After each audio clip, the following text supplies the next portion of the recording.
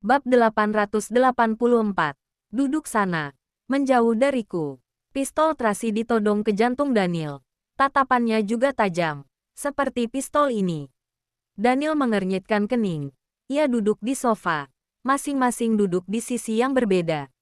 Tracy menyimpan pistolnya. Lalu menyelimuti Roxy kembali. Dengar-dengar.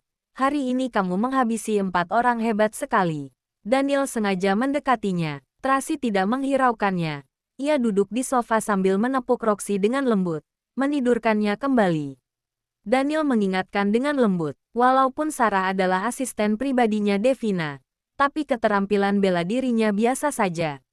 Hari ini, kamu bisa mengalahkannya karena keberuntunganmu bagus.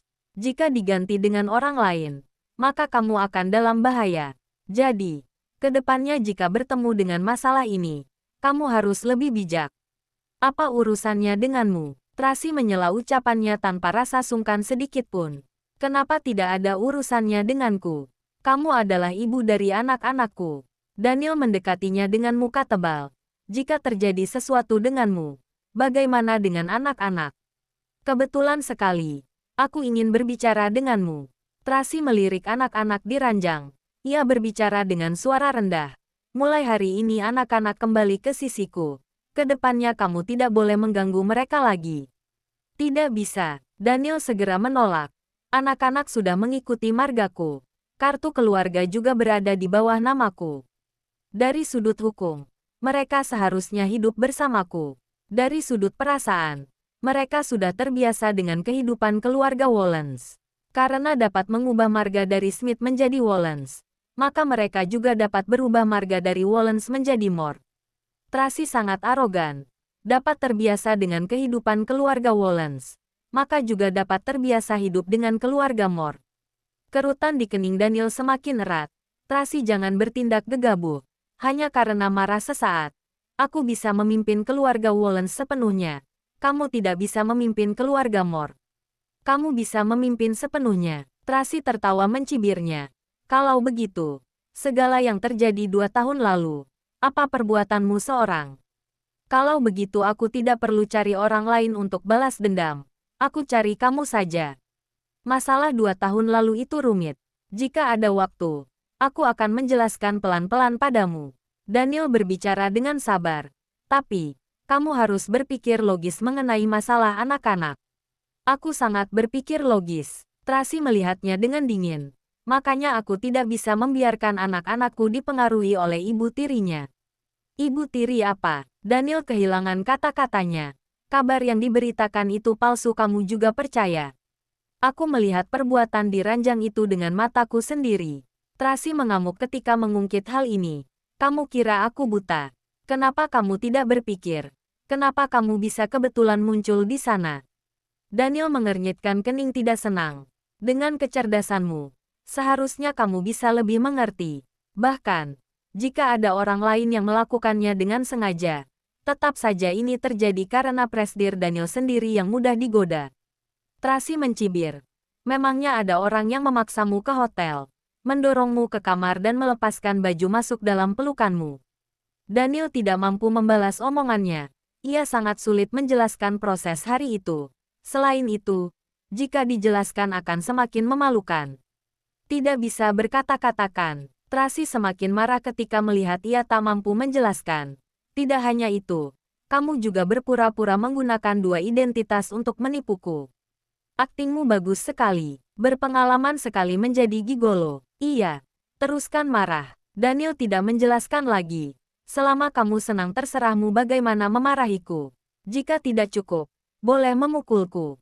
Memukulmu akan terlalu mudah untukmu. Tracy tertawa dingin. Kamu tenang saja. Semua orang yang menindasku, mencelakaiku, aku tidak akan melepaskan mereka 1 orang pun. Aku pasti akan memberimu pertanggungjawaban atas insiden hari itu. Daniel menjadi serius. Sekarang aku sedang mengumpulkan bukti. Begitu waktunya tepat, aku akan memberikan bukti kepada polisi. Memberi mereka pelajaran secara langsung.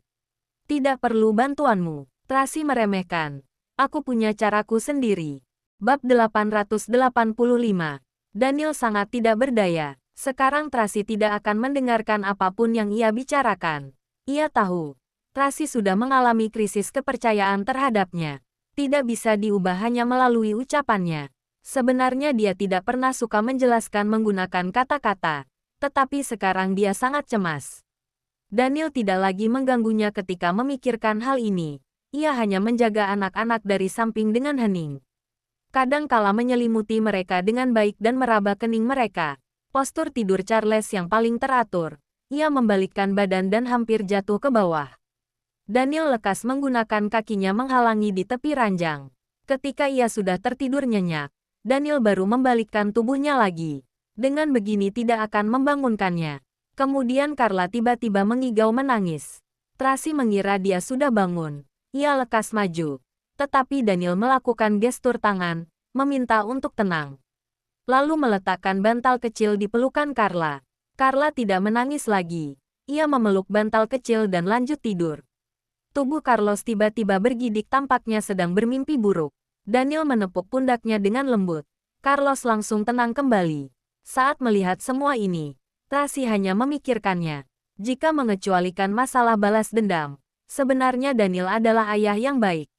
Daniel baru saja hendak duduk ketika tak mudah menidurkan anak-anak. Ponselnya tiba-tiba bergetar. Ia lekas berjalan keluar menerima telepon. Paman Sanjaya, ada apa?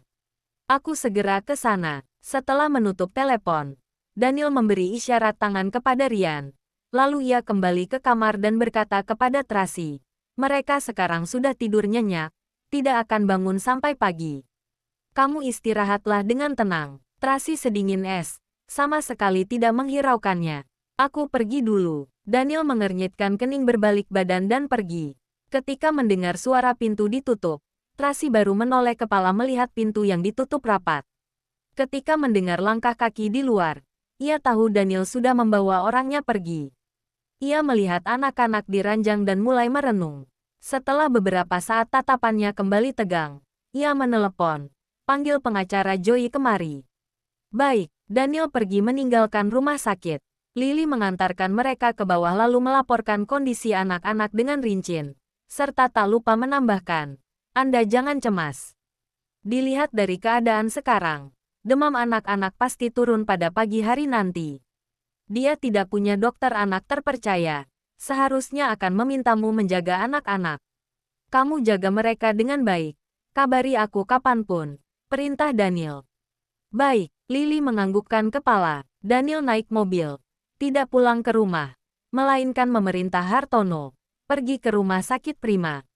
Baik. Mobil melaju menuju rumah sakit Prima. Ryan bertanya dengan cemas. Tuan Daniel, apakah terjadi sesuatu dengan Tuan Besar? Ia sudah sadarkan diri. Ekspresi suram Daniel selama beberapa hari ini akhirnya telah membaik sedikit. Tuan Besar sudah sadarkan diri. Bagus sekali, Ryan ikut senang. Beberapa hari ini harus lebih waspada. Jangan sampai Devina punya kesempatan, perintah Daniel. Baik, Anda tenang saja. Thomas menganggukkan kepala. Sekarang Tuan Muda dan Tuan Putri sedang bersama Nona Tracy. Orang yang bisa kita gunakan lebih banyak. Aku sudah memindahkan pengawal di rumah ke rumah sakit. Ya, Daniel mendesah. Berarti dia membawa anak-anak pergi untuk sementara adalah hal baik. Saya hanya khawatir. Ia langsung membawa anak-anak ke negara Emron. Lalu kita sulit melacak anak-anak, ceplos Thomas. Ryan memelototinya dengan kasar. Bagaimana mungkin? Nona Tracy bukan orang seperti itu. Mungkin ia bisa melakukannya. Daniel mengernyitkan kening. Tapi, dia tidak akan melakukan itu. Aku rasa Lorenzo Moore mungkin tidak akan menolerir 3 anak ini. Kalau begitu, bukankah lebih bahaya jika anak-anak bersama dengan Nona Tracy? Tanya Ryan dengan cemas. Untuk saat ini belum. Daniel melihat waktu. Tapi, lebih baik secepatnya menjemput anak-anak kembali. Bab 886. Daniel dan bawahannya tiba di rumah sakit dengan buru-buru. Andy menunggu di pintu utama. Ketika melihat mobil tiba, ia lekas menyambut mereka. Tuan Daniel.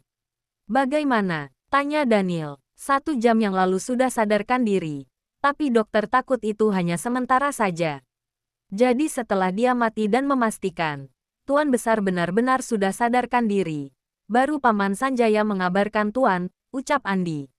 Daniel mempercepat langkah kakinya dan tiba di kamar khusus.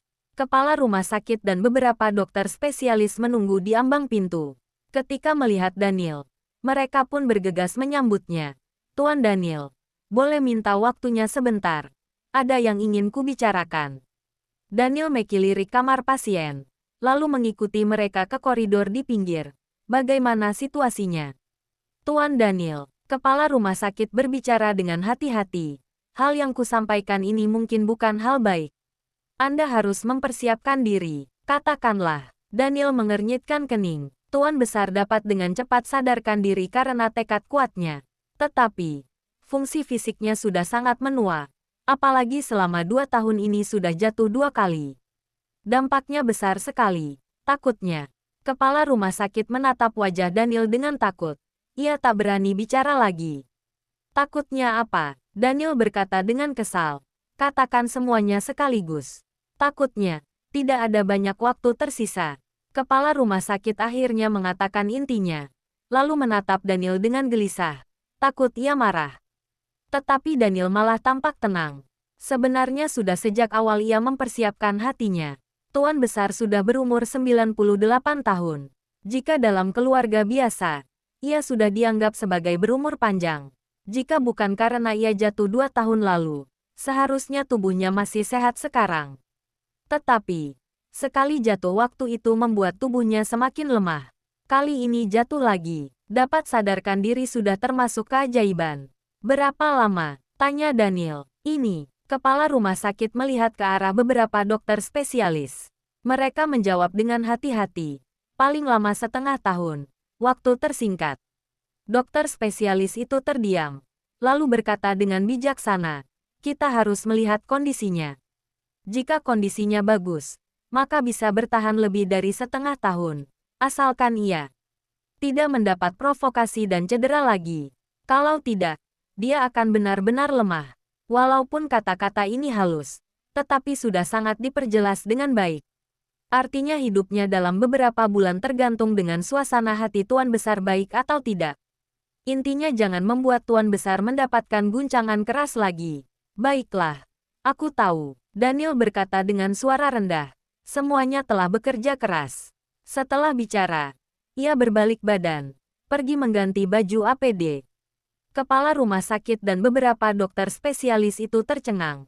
Mereka saling bertatapan terlebih dahulu, lalu merasa gelisah. Satu dari dokter spesialis berkata dengan suara rendah, ada apa dengan Presdir Daniel? Jika dia yang dulu, pasti sudah mengamuk ketika mendengar kabar ini. Kenapa hari ini ia begitu tenang? Apa mungkin sudah mempersiapkan diri sejak awal? Dokter spesialis lainnya berkata, bagaimanapun, Tuan Besar sudah berumur 98 tahun. Dapat memiliki kondisi seperti ini sudah tak buruk. Bukan. Dulu Presdir Daniel tidak memiliki temperamen sebaik ini. Sekarang ia adalah ayah dari 3 anak. Sudah dewasa. Kepala rumah sakit mendesah. Sudah. Jangan mengobrol lagi. Gawat kalau sampai kedengaran orang lain. Daniel berganti baju dan masuk ke dalam kamar pasien. Tuan Besar sedang menatap pintu utama itu dengan penuh harapan. Seolah sedang menunggu sesuatu. Ketika melihat Daniel masuk, tangannya langsung bergerak dan matanya pun berbinar. Daniel lekas mendekat dan menggenggam tangan Tuan Besar. Lalu, ia memanggil dengan lembut, "Kakek." Sejak awal, ia suka beradu mulut dengan Tuan Besar, sering melakukan hal berlawanan dari Tuan Besar. Ia ingin menunjukkan kedaulatannya, ingin kebebasan, ingin memutuskan sendiri. Tidak ingin dikendalikan orang lain untuk selamanya. Tetapi sekarang, Tuan Besar sudah tidak punya tenaga untuk mengurusinya. Sudah tak seperti dulu lagi. Bisa memarahinya, mengamuk padanya dan bisa menggunakan tongkat memukulnya. Daniel tiba-tiba merasa tak bersemangat dan sedih. Bab 887. Bibir pecah-pecah Tuan Besar bergerak seolah ingin mengatakan sesuatu, tetapi ia tidak bisa mengeluarkan suaranya. Sekarang pukul 4:30 subuh. Anak-anak sedang tidur. Daniel tahu isi pikiran Tuan Besar. Tunggu kakek baikan. Aku akan membawa mereka menjengukmu. Tuan Besar mengedip-ngedipkan mata dan merasa lebih lega. Setiap hari mereka menanyakan kapan kakek buyut akan kembali. Daniel sengaja menyemangatinya. Carlos merasa bersalah. Katanya kakek buyut terjatuh karena dia. Dalam seketika Tuan Besar menjadi emosional. Tuan Daniel, Sanjaya cemas. Aku tahu. Aku bilang padanya ini bukan kesalahannya. Daniel ikhlas membujuk. Tapi kamu juga tahu. Carlos anak yang paling cerdas dan dewasa. Ekspresi luarnya berbeda dengan isi hatinya. Ia terus berharap kakek pulang. Jadi kakek harus memulihkan diri dan pulang secepatnya. Iya. Tuan Besar berusaha menganggukkan kepala. Istirahatlah baik-baik. Aku akan menemani kakek di sini.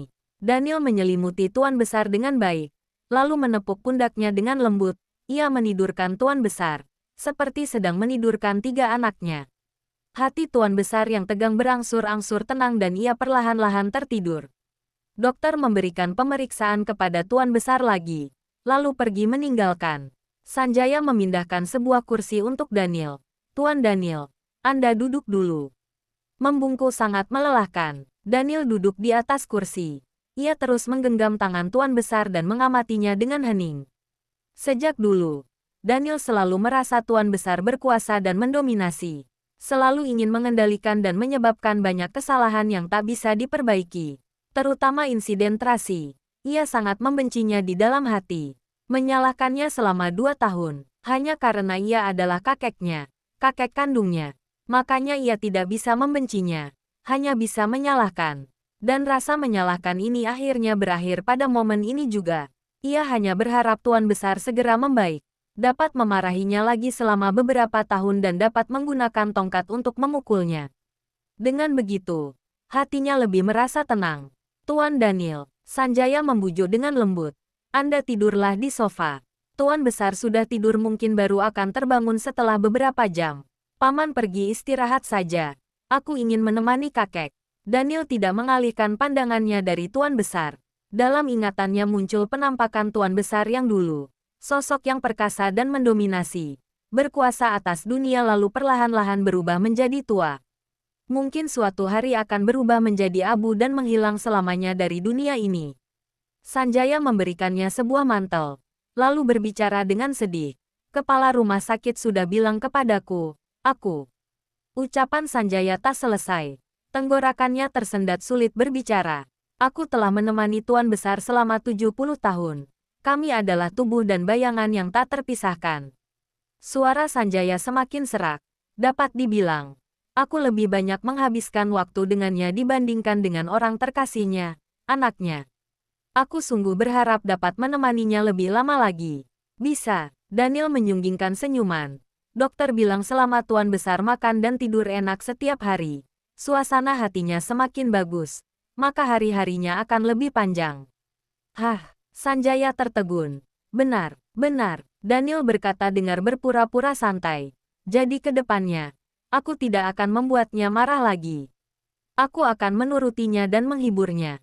Hahaha, Sanjaya tertawa dalam seketika. Kalau begitu, harus merepotkanmu. Apa boleh buat? Siapa suruh dia adalah kakekku? Ujung bibir Daniel mengangkat senyuman hangat. Ia menggunakan seluruh hidupnya membuka jalan untukku. Banyak sekali hutangku padanya. Tuan Daniel, Anda sudah tumbuh dewasa. Sanjaya menghela napas dalam-dalam. Toh telah menjadi ayah. Memangnya bisa tidak dewasa? Daniel tersenyum pahit. Itu, 3 anak. Apakah ada di rumah? Sanjaya tak bisa menahan diri untuk bertanya. Kiki sudah bilang padamu. Daniel tahu masalah Tracy sudah tak bisa disembunyikan lagi. Bab 888. Itu masalah besar. Ia tidak berani menyembunyikannya. Sanjaya melihat Tuan Besar yang tertidur lelap lalu berbisik. Aku sungguh tak menduga hal yang paling dicemaskan Tuan Besar sungguh terjadi. Sebenarnya ada banyak masalah yang tak bisa dicegah. Daniel mendesah. Benar, Sanjaya menghela napas dengan dalam.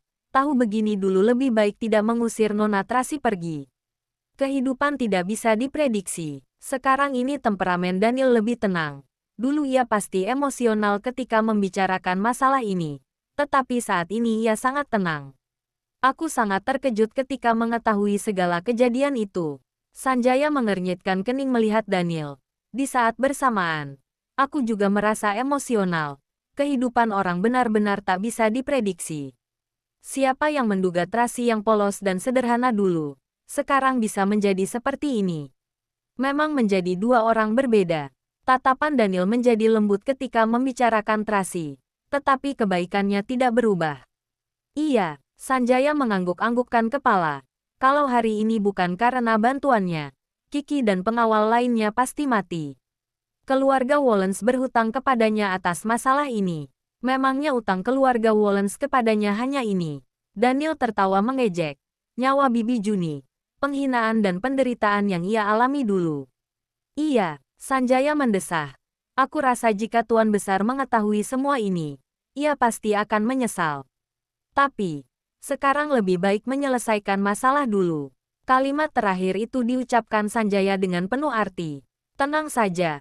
Aku akan segera membawa anak-anak menjenguk kakek. Daniel tahu maksudnya. Untuk sementara, sembunyikan masalah ini dari kakek. Jangan sampai dia terprovokasi lagi. Paham? Sanjaya menganggukkan kepala. Aku akan mengatasi masalah lain. Tugasku sekarang menjaga Tuan Besar dengan baik. Daniel menenangkannya. Paman juga sudah berumur, jangan terlalu khawatir. Baik, Sanjaya tidak enak hati. Pergilah istirahat. Aku ingin menemani kakek sendirian. Baik, Sanjaya berjalan keluar. Daniel bersandar di kursi dan memandang Tuan Besar dalam keheningan. Dalam sekejap, hari pun terang. Daniel tak sanggup menahan kelelahannya dan tertidur sambil bersandar di kursi. Hingga ponsel di kantong celananya bergetar. Ia pun terbangun. Ia mengeluarkan ponsel dan menjawab telepon itu dengan setengah sadar. Halo. Presdir Daniel. Terjadi sesuatu dengan perusahaan. Terdengar suara cemas Winnie dari seberang telepon. Masalah apa? Daniel mengernyitkan kening. Sistem perusahaan diretas. Produk baru yang siap dipasarkan juga bermasalah. Di internet muncul banyak hal buruk tentang grup Wallens. Pokoknya dalam satu malam, banyak masalah berdatangan dan semuanya menargeti Anda. Presdir Daniel datanglah kemari. Ada banyak reporter di gedung perusahaan. Para pemegang saham cemas dan gelisah. Direktur Tony sedang dalam perjalanan.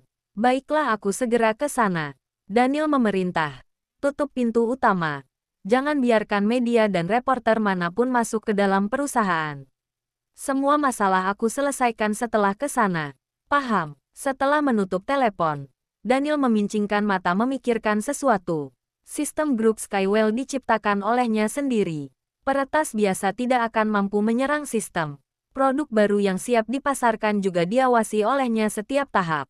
Bagaimana mungkin dalam seketika muncul masalah dengan perangkat lunak itu? Semua media mengabarkan kebaikan grup Wallens. Tidak ada yang berani menjelekkan grup Wallens. Kecuali ada orang besar di belakang yang memerintah dan dua masalah tadi tidak dapat dilakukan oleh orang biasa. Jadi, Bip, Thomas menelepon. Daniel ikhlas menerima telepon. Tuan L sudah datang. Kenapa Anda bisa tahu? Aku baru saja mau melapor. Thomas sangat terkejut. Aku baru menerima kabar Lorenzo telah tiba di kota Bunaken. Ia hendak berpartisipasi langsung ke acara pembukaan proyek Ocean Wild kota Bunaken besok. Besok tanggal berapa? Daniel terlalu sibuk hingga lupa tanggal. Tanggal 12. Thomas berkata. Upacara pembukaan dimajukan sehari lebih awal. Jangan lupa like, komen, and subscribe ya. Terima kasih. Tunggu terus kelanjutannya.